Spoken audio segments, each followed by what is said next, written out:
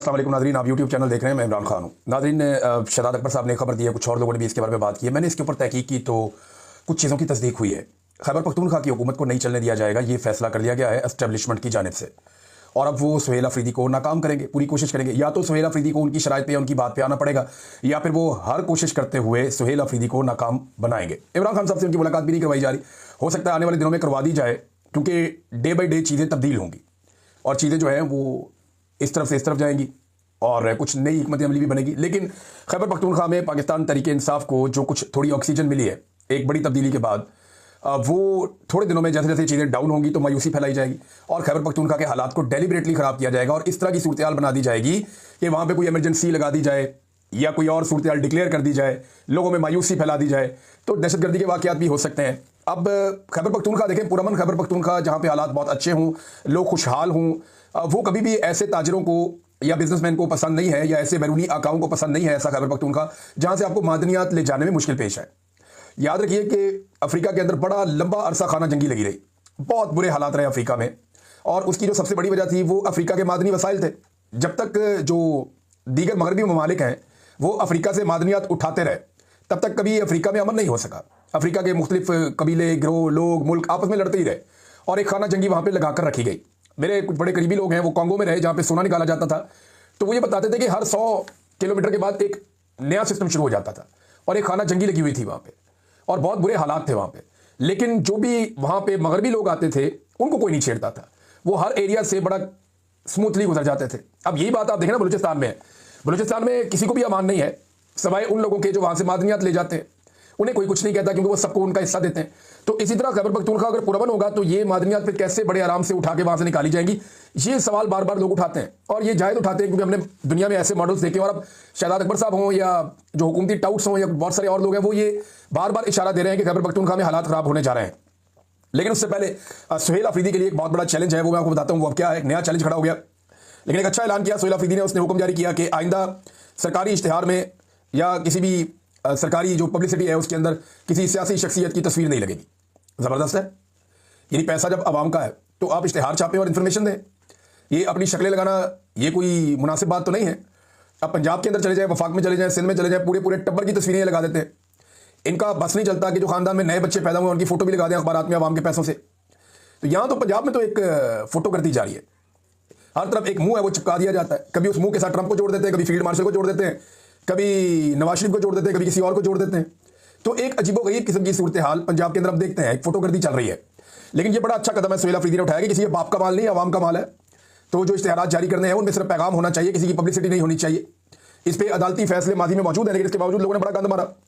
ये गंडापुर साहब भी जब इनके इश्तिहारात लगते थे तो गंडापुर का भी शक्ल लगा हुआ होता था, जो नामुनासिब नहीं होना चाहिए था। हत्ता कि 14 अगस्त पे जो इश्तिहारात दिए गए उनमें कायद आज़म का फोटो इन्होंने निकाल दिया अपने फोटो पूरे करने के चक्कर में। कायद आज़म की जगह ही बीच में बन रही थी, अल्लामा इकबाल की जो मुफक्किर पाकिस्तान है उनकी भी जगह बीच में नहीं बन रही थी। ये इनके हालात हैं। अब बात करते हैं कि सुहेल अफरीदी को कौन सा बड़ा चैलेंज दरपेश है। ये बहुत इंपॉर्टेंट चीज़ है। इमरान खान साहब को कैद तन्हाई में डाल दिया गया, अब उनकी मुलाकातें कोई नहीं होनी, क्योंकि मुलाकात वाला दिन था, पता चला फिर नहीं मिलने दिया। 7 महीने हो गए इमरान खान साहब की मुलाकातों पर पाबंदी है। अब आप कहेंगे ये जो इमरान खान की बातें बाहर आ रही हैं या जो लोग मिलते हैं वो कैसे, तो वो इमरान खान साहब के ऊपर जेल में एक ट्रायल किया जा रहा है और उस ट्रायल को कानूनी तौर पर ये बाउंड है कि उस ट्रायल के अंदर कोई ना कोई जर्नलिस्ट, वकला या इमरान खान साहब की फैमिली का कोई मेंबर उसको उस ट्रायल के दौरान मौजूद होना चाहिए और जो उसके साथ दीगर मुजरिम है उनको भी मौजूद होना चाहिए। तो ये ट्रायल जो है इस दौरान में मौका मिल जाता है इमरान खान साहब की बात सुनने का, बात करने का या उनका पैगाम बाहर आने का। ये तोशाखाना 2 का ट्रायल चल रहा है। अब तोशाखाना का जो 2 का ट्रायल है उसमें फैसला देने की बजाय उसको लंबा लटका दिया गया, अगली तारीख डाल दी गई 29 अक्टूबर की। वजह क्या है ये जरा समझिए आप। तोशाखाना 2 के ट्रायल के अंदर कुछ गवाहान जो है वो झूठे साबित हो गए अदालत में। जब गवाह झूठा साबित हो जाए ना, और ये वो मेन गवाहान है जिनकी गवाही के ऊपर ये केस खड़ा था, अब जब वो गवाह झूठे साबित हो गए ना तो मुसीबत ये पड़ गई कि केस को इमरान खान के खिलाफ कैसे ले जाएं। फैसला देना तो कोई मसला नहीं है, फैसला तो लिखा लिखा आ जाएगा, वो जज पढ़ देगा वहां बैठ के, सजा भी हो जाएगी इमरान खान को। लेकिन पूरी दुनिया में पाकिस्तान का पहली मजाक उड़ा हुआ है और इमरान खान साहब के हर मुकदमे का जो फैसला है वो इमरान खान साहब की पार्टी उठाती है और आलमी फोरम्स के ऊपर भी ले जाती है कि जनाब ये भी पढ़ दें, ये इमरान खान के खिलाफ फैसला है और ये गवाहों की हालत है। तो पाकिस्तान की अदलिया का मजाक बन रहा है, नंबर 1। नंबर 2, ये फैसला किसी भी बड़ी अदालत में टिकेगा नहीं। अव्वल तो बड़ी अदालत में इस्लामाबाद हाई कोर्ट में इस वक्त जस्टिस सरफराज डोगर बैठे हैं, जब से वो आए इमरान खान साहब के लिए इंसाफ नापैद हो गया। उन्हें तो इंसाफ अब मिल ही नहीं रहा इमरान खान साहब को, क्योंकि जस्टिस लोकर साहब आकर बैठ गए। उनको लाहौर से लाया ही इस काम के लिए गया था 15वें नंबर से उठा के कि इनको ले जाओ, ले जाके इस्लामाबाद हाई कोर्ट का चीफ जस्टिस बना दो, जो इनको कहेंगे वो करेंगे, और वो कर भी रहे। इमरान खान साहब का केस वो लगने नहीं देते, लेकिन इसके बावजूद जब भी केस लगेगा झूठे गवाहान की बुनियाद पर केस ठहर नहीं पाएगा, ये बेड़ा गर्क हो जाएगा। और वक्त जब बदलता है तो फिर पाकिस्तान तहरीक इंसाफ को मौका मिलेगा, वो जुडिशरी की इन कार्रवाइयों के खिलाफ अपील्स में भी जाएंगे और हालात तब्दील भी होंगे। तो अब एक ऐसे केस में जहां पे गवाही झूठे साबित हो गए, इमरान खान के खिलाफ फैसला कैसे सुना, यह सवाल भी खड़ा है। तो इसलिए एक लंबी तारीख दे दी गई, और इस वक्त इमरान खान साहब को खामोश रखना भी मकसूद है, क्योंकि आर्मी चीफ की एक्सटेंशन का टाइम भी बहुत करीब है। और ऐसे में इमरान खान साहब वो वाहिद आदमी है जो आर्मी चीफ पर खुलकर तनकीद करते हैं। लिहाजा अगर इमरान खान ने आर्मी चीफ पर खुलकर तनकीद की और आर्मी चीफ की जो एक्सटेंशन है उसके लिए कोई रुकावट बनी, तो ये प्रॉब्लम है ना। लिहाजा उन्हें खामोश करके कैद तन्हाई में डाल दिया गया। अब सुहेल अफरीदी और पाकिस्तान तहरीक इंसाफ की क़यादत की बड़ी रिस्पॉन्सिबिलिटी है। एक तो इमरान खान साहब की बहनों ने कहा कि अदालत पे दबाव डालें आप लोग सब, पाकिस्तान तहरीक इंसाफ को, उनकी लीडरशिप को, उनके MPs MNA को, सबको निकल कर आना चाहिए और अदालत के ऊपर दबाव डालना चाहिए, रोला शोला डालना चाहिए कि भाई इमरान खान का केस सुने, आप क्यों नहीं सुनते, लगाएं केस। आप इतने केसेस सुनते हैं, बहुत गैर जरूरी केसेस भी सुनते हैं, तो पाकिस्तान का सबसे बड़ा लीडर है, सारी कौम उसकी तरफ देख रही है, आप उसका केस ही नहीं लगा रहे, आप केस लगाएं, उसका केस सुने। अब ये जो रोला है वो पढ़ना चाहिए, और इसमें सुहेल अफरीदी का किरदार बड़ा इंपॉर्टेंट होगा। वो इमरान खान से मिलना चाहते हैं, इसके लिए खैबर पख्तूनख्वा असेंबली के अंदर करारदाद भी पास हो गई। वो इमरान खान साहब से मिलना चाहते हैं, इसके लिए उन्होंने जस्टिस याह्या अफरीदी से भी रब्ता कर लिया। वो इमरान खान साहब से मिलना चाहते हैं, इसके लिए उन्होंने इस्लामाबाद हाई कोर्ट में दरखास्त भी दायर कर दी, उस पर एतराज़ात लगे, वो एतराज़ात भी दूर हो गए।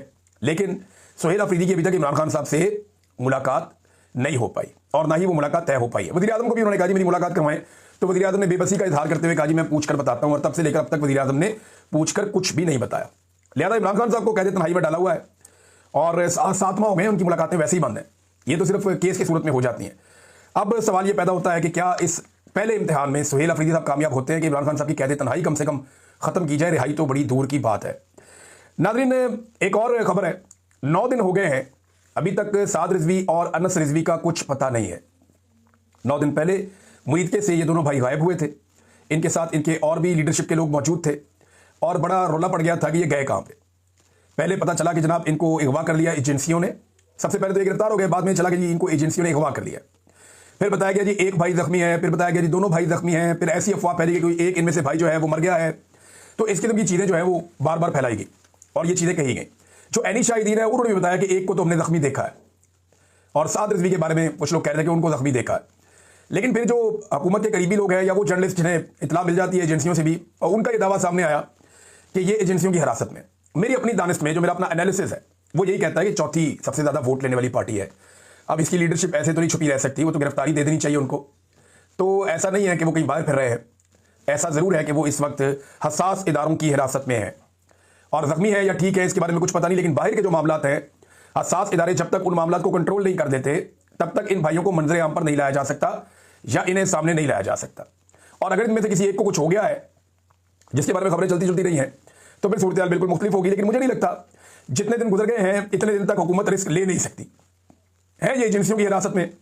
जब तक बाहर पूरा कंट्रोल नहीं हो जाएगा पूरी पार्टी पे, पूरे निजाम पे, हर चीज़ पे, तब तक इनको नहीं छोड़ा जाएगा। उनको अंदर तोड़ के छोड़ा जाएगा कि ये कोई ना कोई कंप्रोमाइज़ कर दे। मैं क्योंकि रहा हूं ना एजेंसियों की तहवील में, तो मुझे पता है कि वो आपको तोड़ते हैं, वो आपको कमज़ोर करते हैं, और फिर आपको कहते हैं ये मान लो, ये मान लो, ये मान लो।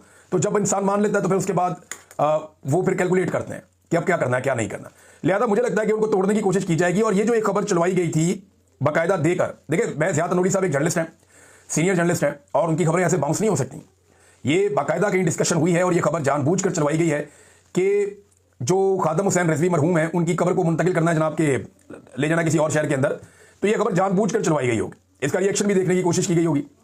अब इसमें जनाब जो इंफॉर्मेशन मिनिस्टर है पंजाब की, उसने कहा जी खबर ट्रांसफर की खबर से ये पीछे हट गए। उन्होंने कहा नहीं ऐसा नहीं हम कर रहे। और ये खबर शायद इसलिए लगवाई गई थी ताकि जो दोनों भाई हैं वो जहां भी हैं उनको ये खबर पढ़वाई जाए और उनको दिखाई जाए कि हम ये भी कर सकते हैं और ये करने जा रहे हैं। इस तरह की चीज़ों से इंसान टूटता है ना, कमज़ोर पड़ता है। तो शायद ये कोई हिकमत अमली का हिस्सा हो सकता है एजेंसियों की या इस हुकूमत की। लेकिन फिलहाल हुकूमत इससे पीछे हट गई है, और इंफॉर्मेशन मिनिस्टर ने कहा कि जी ऐसा कोई इरादा नहीं है, ये इंफॉर्मेशन मिनिस्टर ने कहा। अच्छा, इसी हवाले से एक और खबर यह कि मोहसिन नकवी की मुफ्ती मुनीब से मुलाकात हो गई है। अब ये मुलाकात मैंने देखी, बड़ी जपियां डाल के मिल रहे थे, बड़ी अच्छी बात है, और मामला हल होने चाहिए। तो मुफ्ती मुनीब जो है ना, वो अब उम्मीद की जा सकती है कि जो रिजवी बरादरान है उनका कुछ पता चले, या बाकी जो दीगर लोग हैं उनको कुछ पता चले, क्योंकि मुफ्ती मुनीब साहब ने हर दौर में अपने आप को एस्टेब्लिशमेंट की खुशनुदी और खिदमत के लिए पेश किया है। और इस तरह की जो गैर मामूली सूरत जब भी पैदा होती है, लॉ एंड ऑर्डर या इस तरह की चीज़ें जिनमें मौलवी इन्वॉल्व हो जाते हैं, वहाँ मुफ्ती मुनीब साहब जो है वो अपनी सर्विसेज हमेशा पेश करते चले आए हैं।